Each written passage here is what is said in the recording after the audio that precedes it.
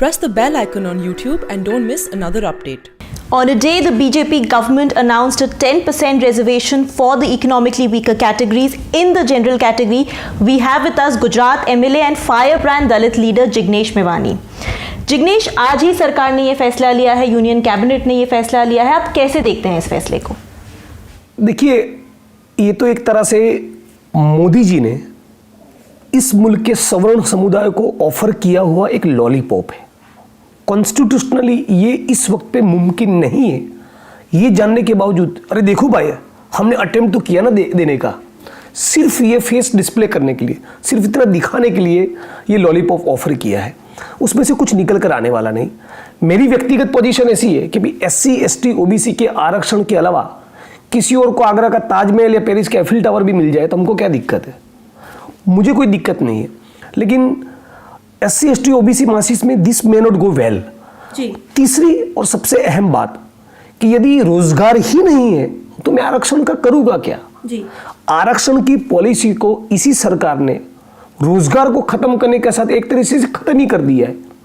दलित, आदिवासी और OBC तबकों का ठीक से उनका प्रतिनिधित्व है नहीं। जुडिशरी हो, ब्यूरोक्रेसी और बहुत सी जगह पे एजुकेशनल इंस्टीट्यूट में हर जगह पर आरक्षण को ट्रू स्पिरिट में लागू नहीं किया, तो ये आरक्षण भी ट्रू स्पिरिट में लागू होगा कि नहीं, ये भी एक बहुत बड़ा सवाल है। तो जब 2019 के चुनाव और हमारे बीच में केवल 4-5 महीने का फासला बच गया है, इस वक्त पे वी द पीपल की ओर से जो किसानों का मुद्दा बड़ा बन रहा है, जो अनएम्प्लॉयमेंट का मुद्दा बड़ा बन रहा है, जो महंगाई का मुद्दा बड़ा बन रहा है, यानी कि रियल कॉन्क्रीट मटेरियल इश्यूज की बात हो रही है, तो कहीं ना कहीं उससे ध्यान भटकाने का भी एक स्ट्रेटेजी हो सकता है। और इससे चलते मोदी जी का जो पूरा इमेज था विकास पुरुष का, वो कहाँ गया? सबका साथ सबका विकास का जो क्लेम था, तो यदि सबका साथ सबका विकास हुआ होता तो किसी को आरक्षण ऑफर करने की नौबत ही नहीं आती। जिग्नेश, एक तरफ तो सरकार ने SC ST एट्रोसिटीज एक्ट, जिसको कोर्ट ने डाइल्यूट कर दिया था, उसको उस अपने लॉ के माध्यम से उन्होंने उसको रिस्टोर किया। उनकी कोशिश थी कि किसी तरह से वो रीच आउट करे, अपना एक आउटरीच करे जो दलित वर्ग है या जो ST समुदाय है।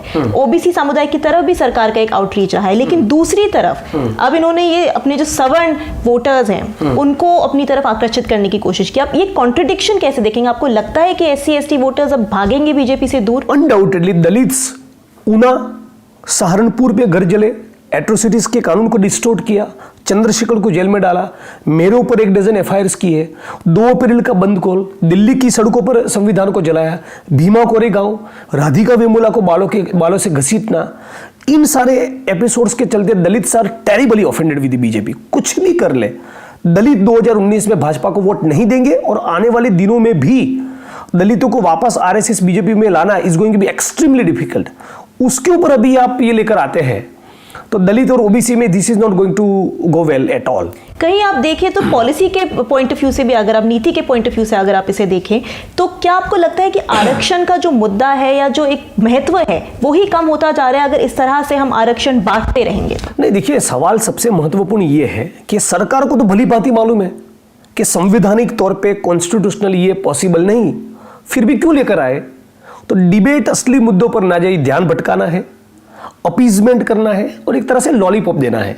इससे मोदी जी की जो लार्जर इमेज थी, केवल डेवलपमेंट ओरिएंटेड एक नेता की, वो भी कहीं ना कहीं एक कम होगी, उससे उस इमेज को भी डैमेज होगा, दलित OBC वोट्स में अच्छा मैसेज नहीं जाएगा और एक तरह से नॉन इश्यू के इश्यू बनाने की कोशिश है, कॉन्स्टिट्यूशनली फिर उसको चैलेंज किया जाएगा। तो कुल मिलाकर ये कहेंगे आखिर में, यार हमने अटेम्प्ट तो किया देने का, फिर हमसे नहीं हो पाया, एपेक्स कोर्ट ने उसके खिलाफ कुछ रूलिंग दे लिया, उस प्रकार की वो पोजीशन लेंगे। लेकिन अपर कास्ट नाराज रहा है सरकार से, पर्टिकुलरली SC ST एट्रोसिटीज का जो उन्होंने बिल लाया। न केवल वो आपको लगता है वो इसके बाद थोड़े शांत होंगे इस रिजर्वेशन के अनाउंस? थोड़ा बहुत हो सकता है, लेकिन उसका एक बियॉन्ड अ पॉइंट बेनिफिट नहीं होगा, क्योंकि जो दलित नहीं है, आदिवासी नहीं है, OBC नहीं है, उसके अलावा के वर्गों से जो आते हैं, उसका जो युवा है उसको क्या चाहिए? उसको रोजगार चाहिए, उसको डिसेंट जॉब चाहिए विद डिग्निटी। वो तबका जो फिक्स पगार, आउटसोर्सिंग और कॉन्ट्रैक्ट सिस्टम का शिकार है, वो केवल दलित या आदिवासी है नहीं, वो सारे लोग हैं, उनको उसमें से मुक्ति चाहिए, कॉन्ट्रैक्ट सिस्टम से मुक्ति चाहिए, उनको महंगाई से मुक्ति चाहिए, उनको अग्रेरियन क्राइसिस से मुक्ति चाहिए। तो अब ये सवालों को यदि एड्रेस नहीं करोगे तो ये लॉलीपॉप नहीं चलने वाला। मराठा और पटेल समुदाय का जो एजिटेशन हो रहा है रिजर्वेशन की डिमांड को लेकर, उसको थोड़ा खोल कर समझा जाए तो कहीं ना कहीं उसके पीछे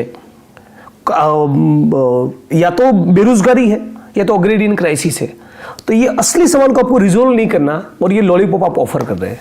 जिग्नेश, एक आखिरी सवाल, मुझे पता है आपको देर हो रही है। आपका अल्पेश ठाकुर और हार्दिक पटेल का एक ट्रायो माना जा रहा था गुजरात चुनाव से पहले, किस तरह से आप टक्कर दे रहे थे भाजपा को एक। अब आप एमएलए बन गए गुजरात में, अब आपका लोकसभा से पहले क्या आपका प्लान है?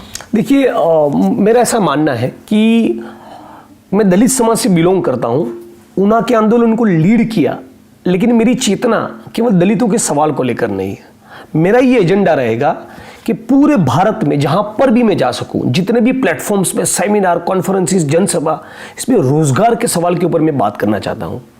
मोदी जी और उनके नेतागण जितना भी मंदिर और मस्जिद की बात करेंगे, मैं किसानों की आत्महत्या की बात करूंगा, 2 करोड़ रोजगार की बात करूंगा, माइनॉरिटीज, दलित और महिला के आत्मसम्मान की बात करूंगा। तो इसी मुद्दे के ऊपर मैं 2019 के चुनाव में फोकस करने वाला हूं। आप लड़ेंगे चुनाव 2019 का? सोच रहे हैं आप लोकसभा चुनाव? नहीं, ऐसा कुछ तय नहीं किया है, लेकिन पॉसिबिलिटी है, हो सकता है आप लड़े। तो ये प्रिंट का हेडलाइन बन सकता है, Jignesh Mevani may contest. I am not saying this. Thank you Jignesh, thank you so much for watching.